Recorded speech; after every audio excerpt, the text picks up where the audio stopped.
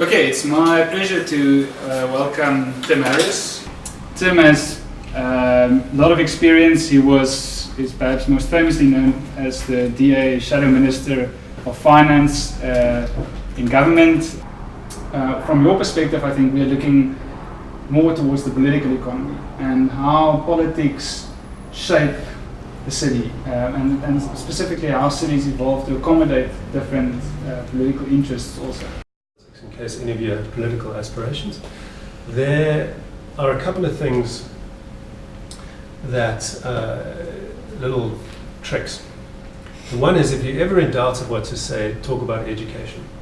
It's an incredible crowd pleaser. Everybody loves to hear answers involving education. If you want to sound that you understand economics, then you need to use the word reform a lot.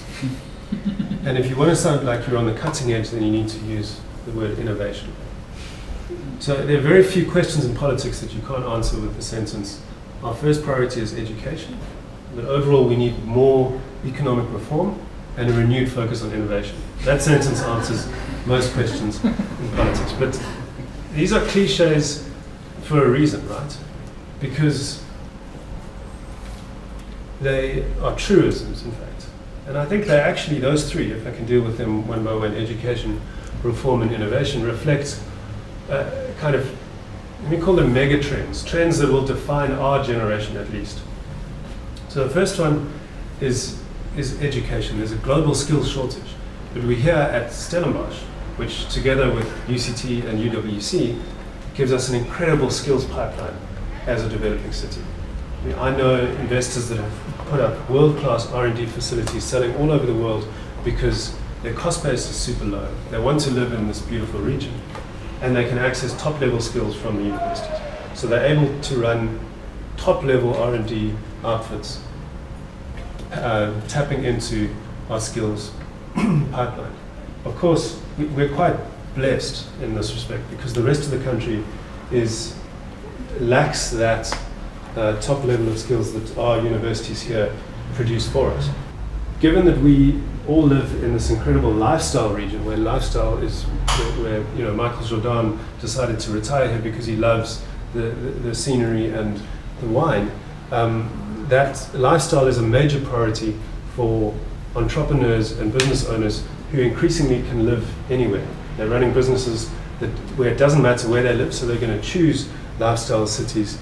I think it's becoming more and more important that top people are choosing careers where they're giving up salaries or higher salaries in order to do things that they feel are meaningful. And certainly living in a developing country with the development challenges that we have, there are opportunities abound in Cape Town and the Cape region to do meaningful work. Then, in terms of economic reform, that whole agenda that I described, what is our place in the world as the Cape? And I think there are a couple of very inspiring examples. I like the example of Singapore. I think there, if you might, thank you very much. People often, I had the German Consul General in my office today talking about all of the problems with slow growth in South Africa, the problems with his citizens getting visas to visit South Africa, to come and work here. And you could spend a lot of time talking about our problems, but if you want to find a city that had significant problems and overcame them, you could do worse than looking at Singapore, right? I mean, it was a small island with no people, no resources, hostile neighbors, and in the course of a generation, they turned themselves into one of the most wealthy countries on earth. And if you haven't been to Singapore, I strongly recommend it. It's like a policy maker's dream, because actually the rest of us around the world, we tend to make policy and sort of hope that it eventually gets implemented. They don't do a thing in Singapore without implementing it. So it's an incredible test case of how to run a government with they've got these massive constraints, but also clear advantages. Their entire country is a city. That's something that I think Patricia DeLille definitely envies. But the point is, we could talk for weeks about the example of Singapore. What I really like about their vision is that they see themselves as the place where Southeast Asian companies can come to think about their or rather where companies can come to think about their Southeast Asian strategies. And I think that they're really a services hub. I think it's definitely a strong potential future for our region. It's already starting. The mining in Durban is one of the world's biggest mining conference.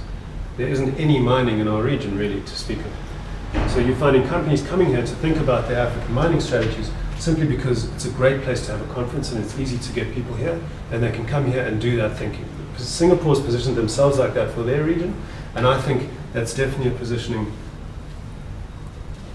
that we can achieve for Cape Town too. But of course we can't talk about ourselves as a services hub unless you can actually reach places from where we are.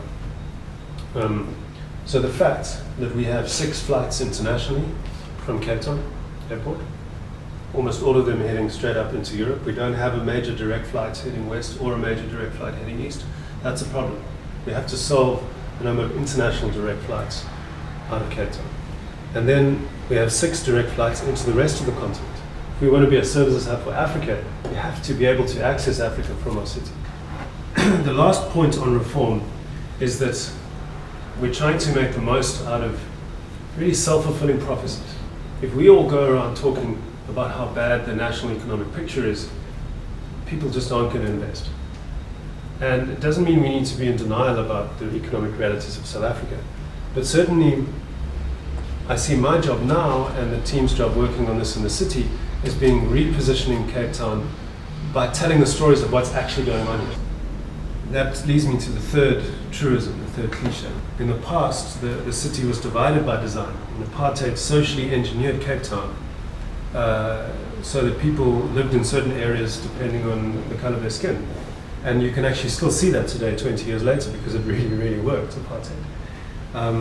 But the design capital said, how do we use design, which divided the city by design, to bridge those divisions and reshape the cityscape and make a safer, more efficient and inclusive home for all Cape Townians. We're also doing simple things like rethinking our digital platforms, the websites, to make them more citizen-centric, the apps we use.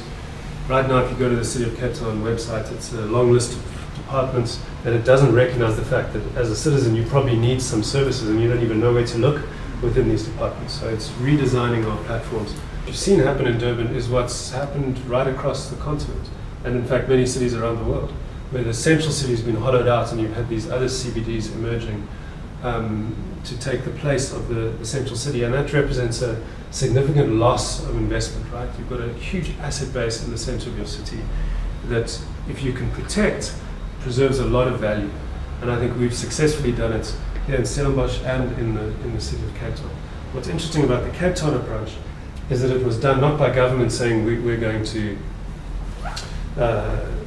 do this ourselves, but it was government sitting down with business owners in the city and creating special ratings areas and saying, within the CBD, we're going to have a vote for a top-up on your rates. You're going to pay an additional surcharge on rates, and that's going to be spent on visible security and on cleanliness.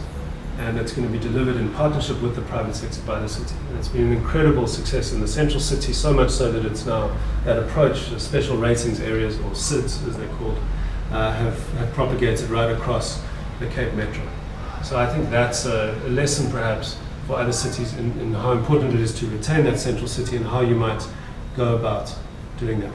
People, I find in our region and across South Africa, they still tend to not be aware of just exactly what's going on this continent. But I can tell you it's the greatest opportunity of our generation. The growth rates that you're seeing across the continent are multiples higher than you're seeing in South Africa. And yet, we trade so little with the rest of the continent relative to the countries that we're competing with that we don't access that growth. I can tell you South Africa would be growing a lot faster if we weren't the 10th biggest exporter to Africa.